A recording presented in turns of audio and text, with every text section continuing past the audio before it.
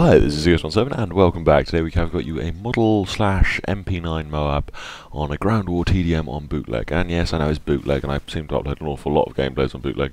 But in a game I really don't like, I'm going to play the map I like the most, and the map you like the most you're probably going to do the best on. I did get rather a slow start. I was playing a little bit cautiously because TDM I'm not particularly good at. I suck at TDM, I'll be honest. But yeah, and the model we all know is one of the most inconsistent weapons there is. But yes, that's not really what I want to talk about today. Today, I want to talk about Eurogamer and Black Ops 2, which I'm sure you're very anticipated. I'm not going to start off with Black Ops 2 straight away. I'm going to tell you what other games I played. We played a bit of, I played Doom 3 in 3D, which was weird. It made me feel really drunk. Halo 4, that was really good. I felt Halo 4 was much more similar to Halo 3 than Halo Reach, which I thought was brilliant. Although they did bring the perks back, which I wasn't that big a fan of. But, yeah.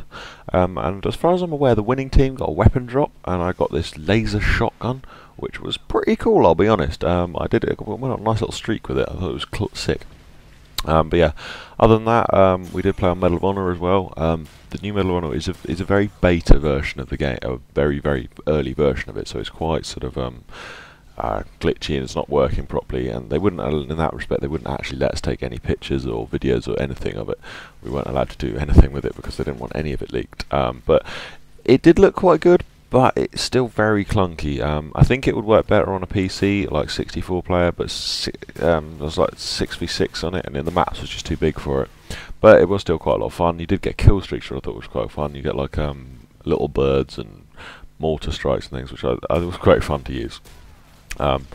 And then the big game, I suppose, is Black Ops, but I'll get onto that in a second. First off, I want to talk about all the guys I actually met up at Eurogamer. I met a massive amount of YouTubers. I did go out with a group of YouTubers. I was staying with Insomulus, Fearcrads, Ross, and Matt HD Gamer. Oh, and Tash, but she's not really a YouTuber, Mike's girlfriend. And we were staying in this tiny little apartment out in Mitcham, which was a bit of a pain because it was a long trek in each morning. But it was nice to being in the apartment. But yeah, other than that, I met so many YouTubers. I could go through a list, but it would probably take a whole commentary to just list out all the people I met over it. And I was just amazed at how down to earth and good everyone was. I met extras and sort of big people like that, and they were so pleasant and made the point of sort of saying hello and talking to you, and it was lovely. But yes, the game which you're probably the thing you're probably most interested in me is talk about Black Ops 2. Now, I don't really want to do like a whole commentary about it. I can't talk about it, the whole thing in this game. I could spend hours and hours talking about all the different features of it. What I want you to do is put me a comment in the section below and tell me what you'd like me to answer about it, because there's literally thousands of things I could talk about. And I could just go on for days talking about Black Ops 2. The only thing that's kind of depressing is the fact that I've got to go back to Modern Warfare 3 and Black Ops, which isn't so good. But Black Ops 2 as a thing was awesome.